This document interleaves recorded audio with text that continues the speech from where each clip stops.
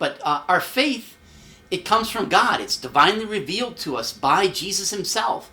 And so are we docile to that faith, or do we question the Catholic Church and the instruments of that, of the magisterium, the Pope, our bishops, our priests, our religious sisters that are trying to teach us that faith?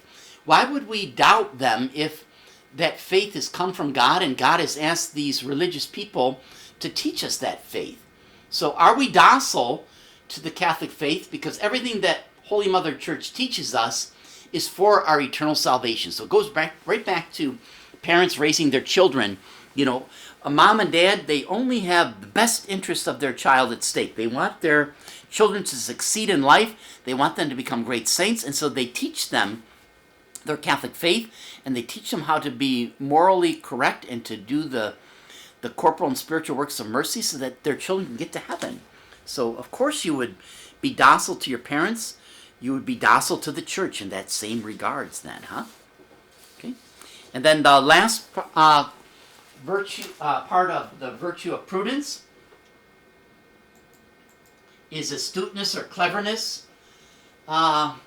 We need to be astute or clever in order to discover a right course of action at a time when action must be taken. Here I always think of, remember the Poseidon Adventure? I think Ernest Borgnine was in there, and there's a bunch of famous actors and actresses that were in that movie. I remember the man that played Charlie's grandpa Joe. He's in there, that movie too, and so is that, is it Sally Summers or something? What was her name? Can't remember that woman. But anyway, in that Poseidon Adventure, remember the cruise ship turns over, and the people, it capsizes, and the people have to make a decision. Which way should they go? One school of thought is they should go towards the bow of the ship, and one is to go towards the stern of the ship and to go out the propeller way. And I remember there's a big consternation where they have to decide on the course of action.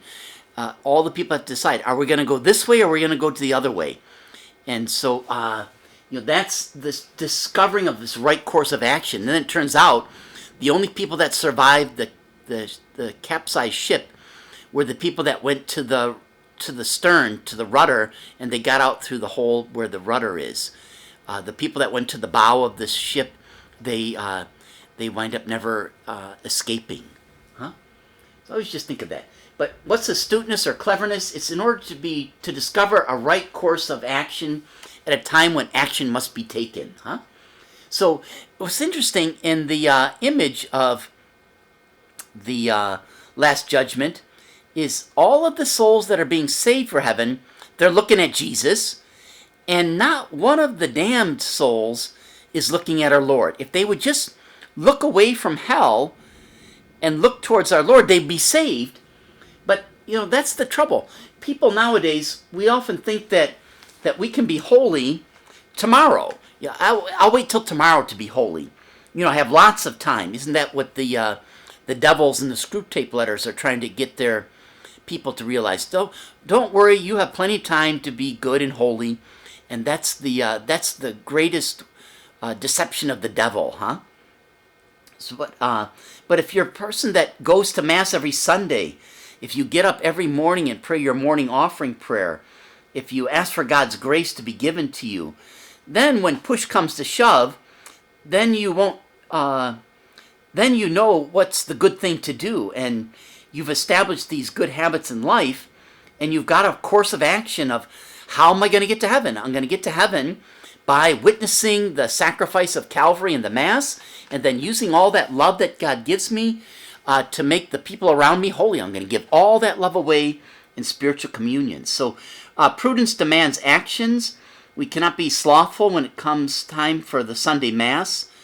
We have to keep our eyes on Jesus every day. Huh? And so I have the picture here. These are the souls in hell that are falling down into hell. On the right lower part of the painting, You can see not one of the souls, they all had their faces looking down.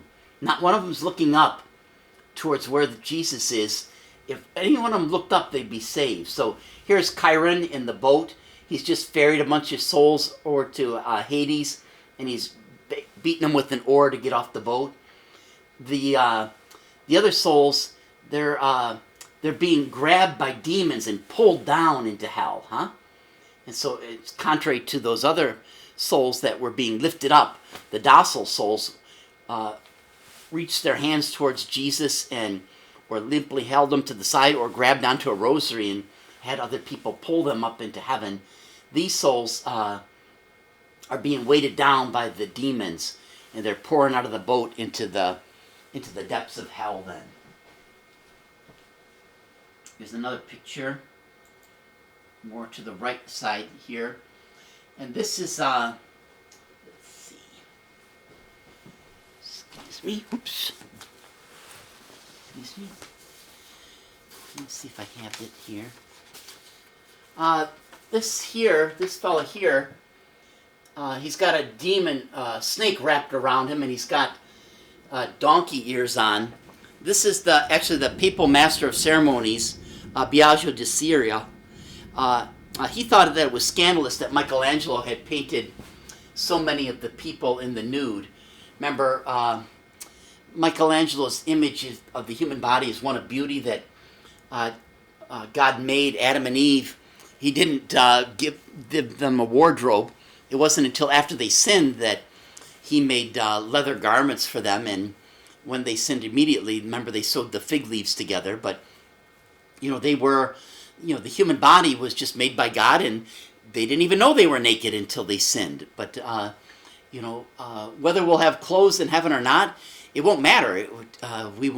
There's no such thing as nakedness in heaven.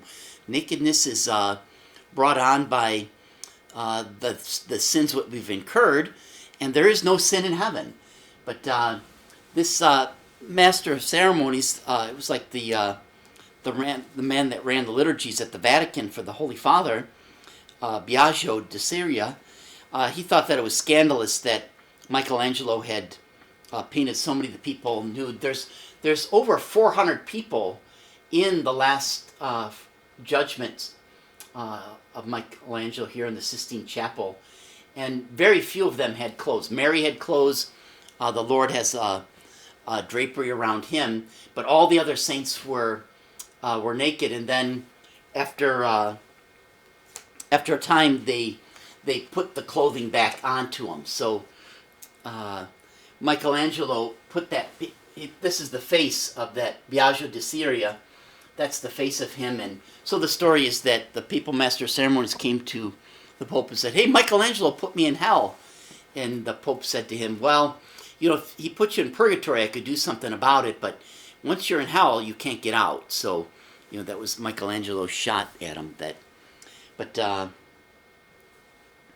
see, do I have any other pictures? Here's he's depicted, De Sirio is depicted as Minos. Minos was the king that he chose 6 men and 6 women to be sacrificed to the Minotaur. They would be put into the labyrinth where the Minotaur was, and then the Minotaur would eat them. And so King Minos, Dante, this is a picture from Dante, his poem. Dante's got King Minos in hell, and he's at the gate of hell. Once the boats are unloaded of the souls that have gone to hell, you tell him your story, your life story, and then you see this reptile or the snake that's wrapped around Minos. Dante has it. However many times that snake tail curled around Minos, that's the level of hell that you went to. So if the tail of Minos, the serpent tail, circled Minos 6 times, then you went to the 6th level of hell. If you only circled himself 3 times, you went to the 3rd level of hell. So that's how Dante put it. But that's where Michelangelo makes Biagio di Siria. He makes him in the figure of Minos in hell, determining who should go to the lowest level of hell. And so you can see that serpent's tail wrapping around him. Okay. You can also see over here the candlesticks and the crucifix. See, that's the altar. This is at the lowest point of the Last Judgment fresco.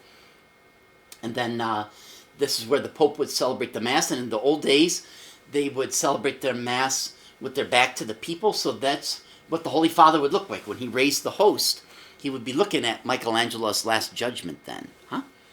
Okay.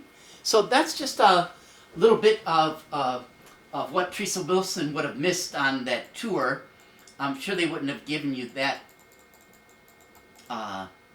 much detail, but it's you would have seen the ceiling too. Oops. But I just wanted to go through that powerful virtue of prudence, memory of past things, insight into proper actions, docility, and astuteness and cleverness. So we have to remember how it is that people have gotten into heaven. We have to know the lives of the saints and those that have preceded us and try to imitate them. We have to have insight into proper action. We have to know that it's all by the actions of Christ that we get into heaven. Do we witness the sacrifice of Calvary as often as we can, especially every Sunday? Are we docile? Are we open to learning more about our faith from the Catholic Church that's not trying to deceive us, but try to only tell us what God told us that we need to know in order to experience all of his love? And astuteness and cleverness. Do we have a plan of how we're going to rule our lives, and what actions are we going to undertake on a daily basis so that we're growing in holiness every day and we're a step closer to heaven with each passing day instead of a step away from God and our ultimate demise then. So that's just a little bit about the Last Supper, and I thought that would be interesting for that virtue of prudence then, huh?